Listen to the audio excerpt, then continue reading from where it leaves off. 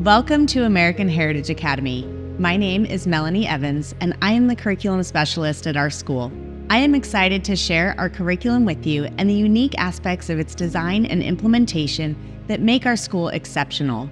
The mission of our school is to provide a principle-based education that develops the mind and heart.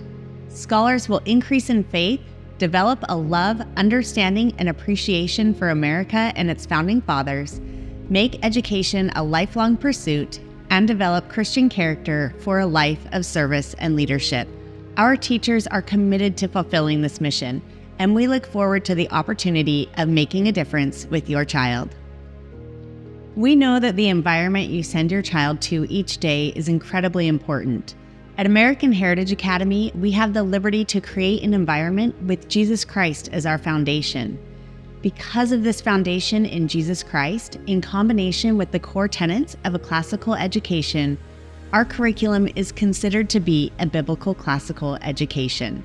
So what is a biblical classical education? The biblical focus of our curriculum teaches truth to our young scholars. They learn these truths through daily Bible study. By middle school, we hope they have internalized these truths and recognize their goodness as they reason and evaluate right and wrong. By high school, the biblical focus is beauty. Scholars have a greater depth and understanding of the Word of God and how beautiful that message is when applied to their lives and the plan God has for each of them. The classical part of our curriculum is in reference to the classical teaching style that emerged with the Greeks 2,500 years ago and has a few core tenets I would like to highlight. A classical education is language-focused, with an appreciation for the arts and history. Latin has always been a core tenet of a classical education because of its influence on the English language. One of the reasons a classical education has stood the test of time is because it focuses on the process of learning and thinking in our scholars' minds, bodies, and spirits. This is called teaching the whole child because it literally changes who they are. We do this in a classroom that is set up in a traditional manner, with desks spaced individually and forward-facing, so that each of our scholars has minimal distractions and is personally engaged as they take ownership of their learning. Since we are language-focused, I want to emphasize the 3 different stages of language development. The first is the grammar stage. The name grammar school comes from the early Renaissance, when the major subject of the elementary years was Latin grammar. This stage coincides with lower grammar at our school, when our scholars obtain facts and knowledge that are largely memorized. The logic stage happens during upper grammar, when scholars are reasoning the what and why. The third stage is the rhetoric stage, and this happens during high school, when scholars learn how to write and speak eloquently. There is overlap within each of these stages, and ultimately they come together for true learning. In Latin, this is called the trivium, which means where the 3 roads meet. These classical elements come together in a biblical classical curriculum written by the Foundation for American Christian Education, which we often call FACE. They are located in Chesapeake, Virginia. FACE has written the curriculum with the mission to educate children in American Christian history and to help children connect biblical principles to their learning. The FACE curriculum is non-denominational and is used by approximately 600 schools nationwide and over 1,000 schools internationally. Our educational philosophy at American Heritage Academy aligns with their mission and goal to provide an educational experience that promotes Christian self-government and character. The curriculum that FACE has written is called the Noah Plan, in reference to Noah Webster. Noah Webster was born in Connecticut and received a classical education. He loved language and wrote English books while he pursued his education in law at Yale. He also loved the Bible. He said, "The Bible must be considered as the great source of all the truths by which men are to be guided in government as well as in social transactions. The Bible is the instrument of all reformation in morals and religion." His in-depth study of words resulted in 26 years of his life being dedicated to writing the 1828 American Dictionary of the English Language, which is the official dictionary that we use at AHA. It is a unique dictionary because Noah Webster used Bible verses and classical literature to define words. He believed all children needed to make intense effort to acquire knowledge and said, In the prosecution of your studies, endeavor to make yourself master of whatever you attempt to learn. Our scholars become well acquainted with his dictionary and the examination of words through word studies. Noah Webster is not just a founding father. He is the founding father of American scholarship and education. It is no surprise that the curriculum named after him places the Bible at the heart of every subject. The integration of the Bible into every subject taught at school is called the principal approach. The Noah Plan uses many resources to support the curriculum. However, with language being central to a classical education, it is important to look at the graph on this slide and note that the foundation of our reading curriculum is the Writing Road to Reading with phonetic instruction. The Writing Road to Reading was created by Spalding, so we will often use the Writing Road to Reading and Spalding terminology interchangeably. Spalding wanted every child to be successful, so she worked with distinguished neurologist Dr. Samuel T. Orton and designed the Spalding method, which introduces students to the most fundamental pieces of language. It is an educational philosophy and methodology consisting of time-tested principles of learning.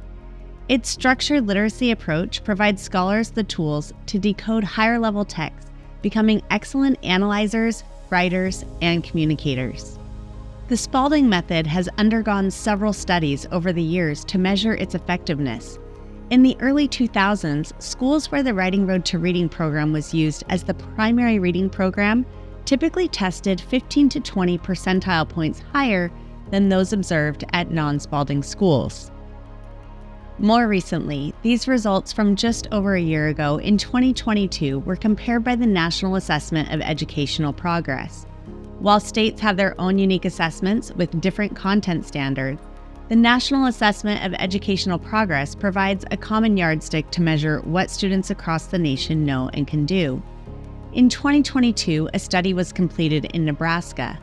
On the left, in non-Spalding schools, you can see that only 14% of students in Nebraska received 85% or above, while at the Spalding schools in Nebraska, shown in the graph on the right, 84% of students received an 85% or above. These results show a direct inverse of student achievement. Whether your child is still learning to decode words or if your child has a solid foundation in reading, this program will help your child to master and manipulate language that will give them the confidence to last the rest of their lives. This was the mission of Spalding. With the foundation of Spalding, the next level of our reading program is the Bible as Reader. The Bible is not only used to teach correct principles in subjects like math and history and science. The Bible is used as a reader in the reading program, so scholars will read versions of the Bible based on their reading level. At every grade level, teachers may use more than one version of the Bible. This is particularly true in grades 5 through 12 as our scholars compare the King James Version with the NIV. We are grateful for all of the translation efforts that help us better understand God's Word. The other components of the reading program include the reading that occurs in other subjects, supplementary reading for early readers, reading enrichment lessons, and independent reading. However, the majority of our program revolves around Spalding and the Bible. Our literature curriculum reinforces reading skills, but studying classics has been designed by the Noah Plan to teach literary types, literary elements, and inspire literary appreciation. It deepens the scholar's knowledge of God while cultivating wisdom and skills. When one of our high school classes finished reading Jane Eyre, one scholar noted how they learned that even in difficult times, the laws and principles of God need to be abided. Sometimes in today's world, we sacrifice principles because we rationalize the circumstance. Author Jack Barzon of Teacher in America highlights this point by discussing how classics are difficult to read, but they teach eternal truths. He gives an analogy of an orange. Classic literature looks good on the outside, but the rind is difficult to peel and bitter to the taste. However, once the outer layer is peeled off, the fruit inside is delicious and worth the effort.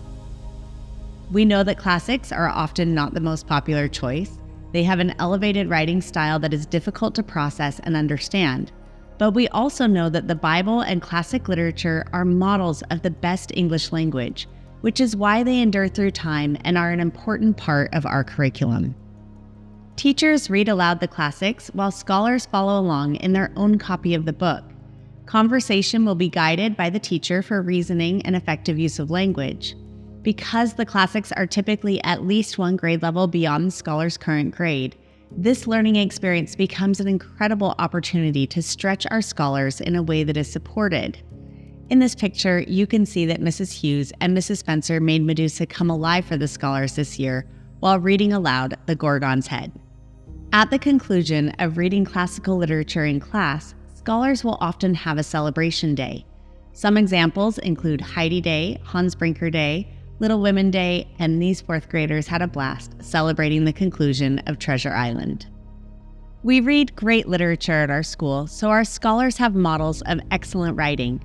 Those scholars who can then articulate what they know and believe is the capstone of a classical education. In ancient Greece, orators were celebrated figures of society.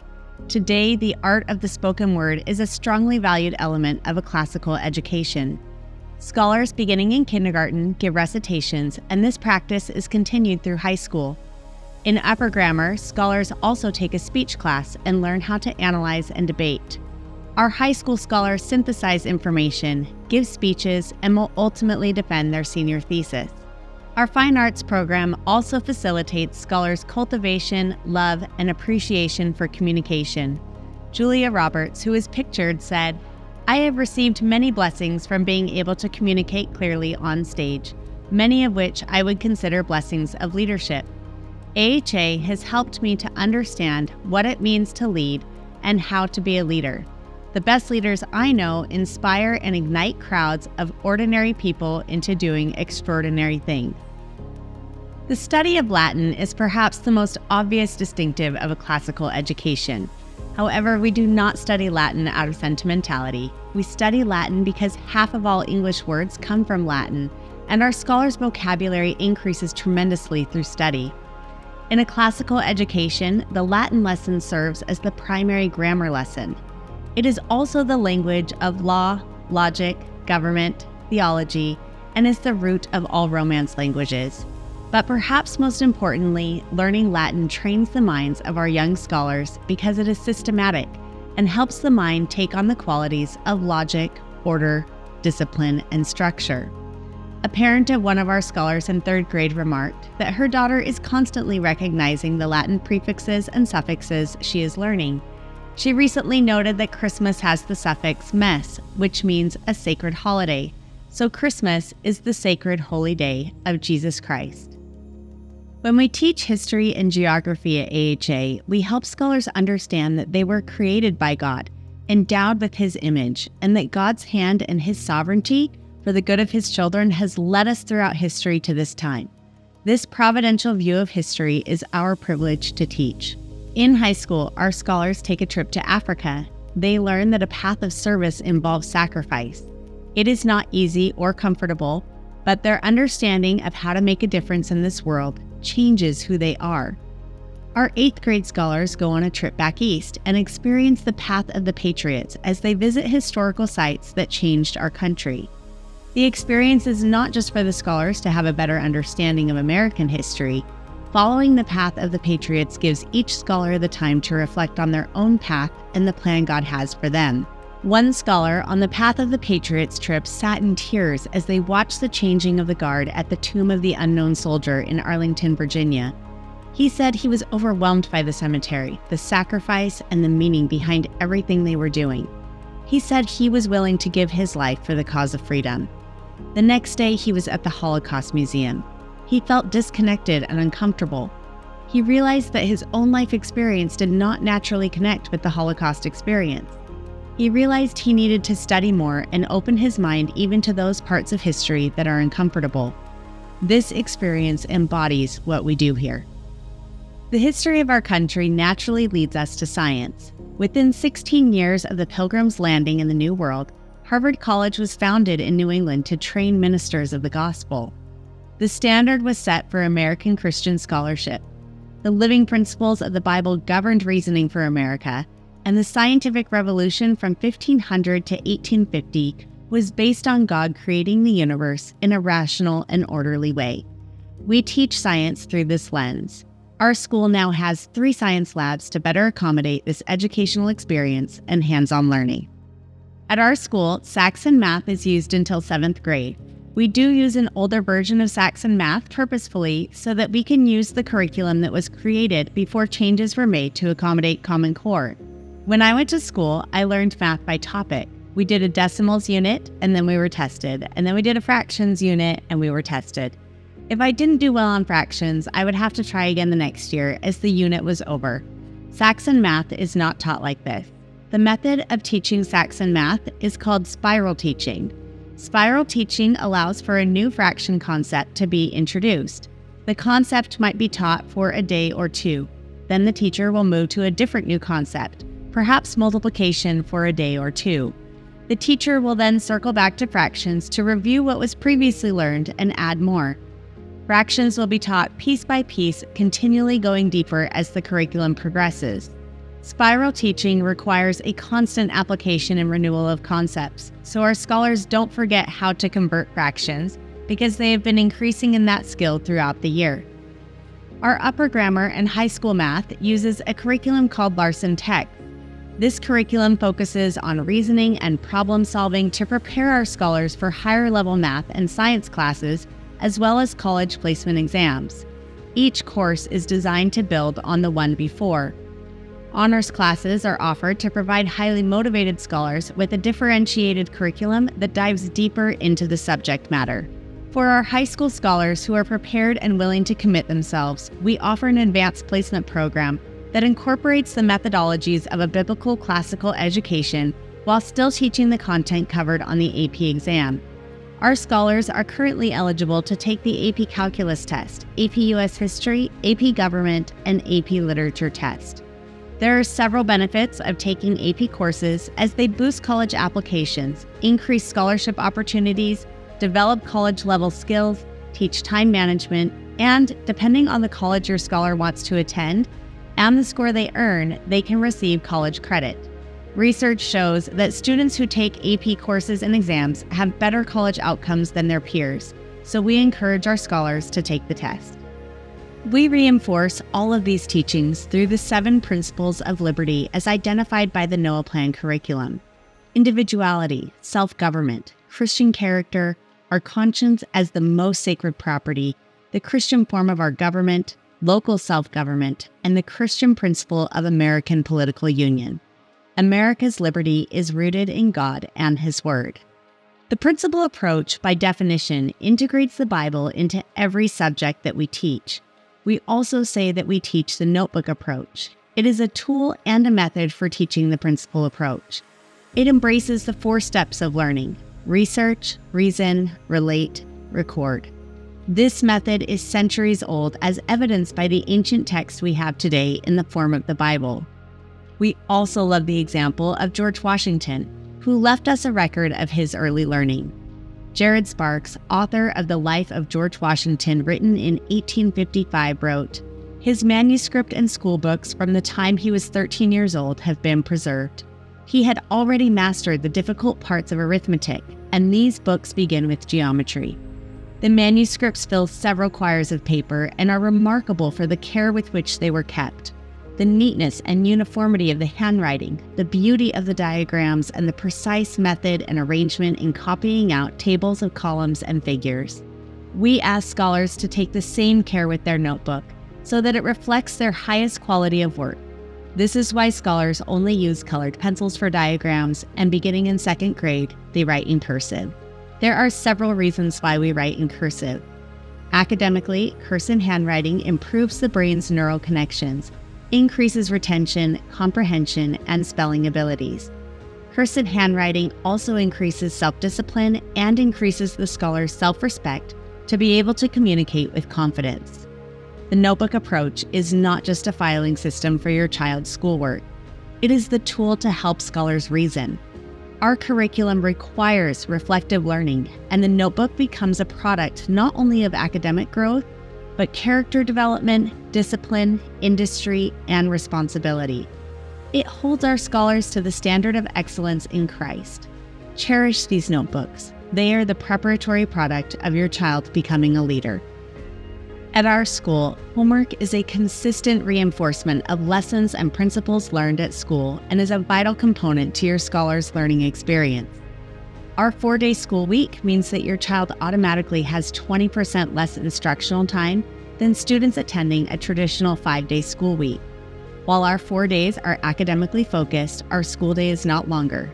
Our school needs to assign homework on Mondays for accreditation purposes, but far more importantly, our teachers assign homework so that scholars can achieve the highest level of academic excellence. The hard work we require of our scholars instills discipline.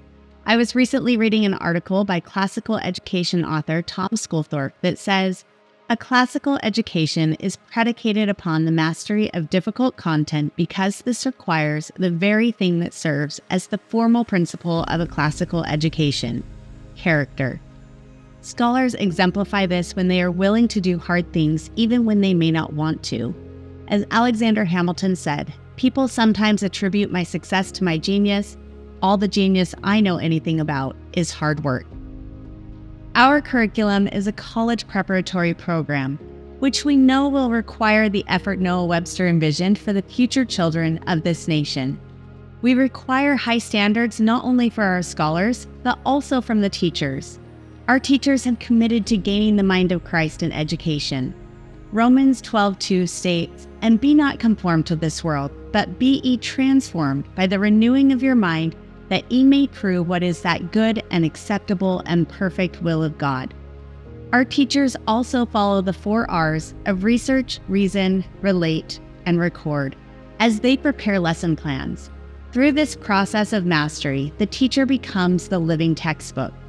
Our teachers make tremendous effort for the mission and vision of this school to develop the minds and hearts of our scholars and to help our scholars make education a lifelong pursuit and develop Christian character for a life of service and leadership. On a personal note, I have taught in several schools across our nation, most recently coming from a district considered to be among the very best in our country. I understand that biblical classical education is challenging. It is challenging for scholars and parents and teachers, but I have taught this curriculum. Unlike my prior teaching experience, I have seen how it enlarged the minds of my scholars. We felt the Spirit in class testify of truth. We knew it in our minds and we felt it in our hearts, and I literally saw my scholars change right in front of me. It is what moved one scholar in my class to decide within himself to be better. He decided to have a good attitude and to stop causing problems at recess. It is what moved another scholar who did not know a lot about Jesus Christ to internalize the sacrifice of Jesus Christ and his resurrection. And he said to me, "Mrs. Evans, this just changed my whole life."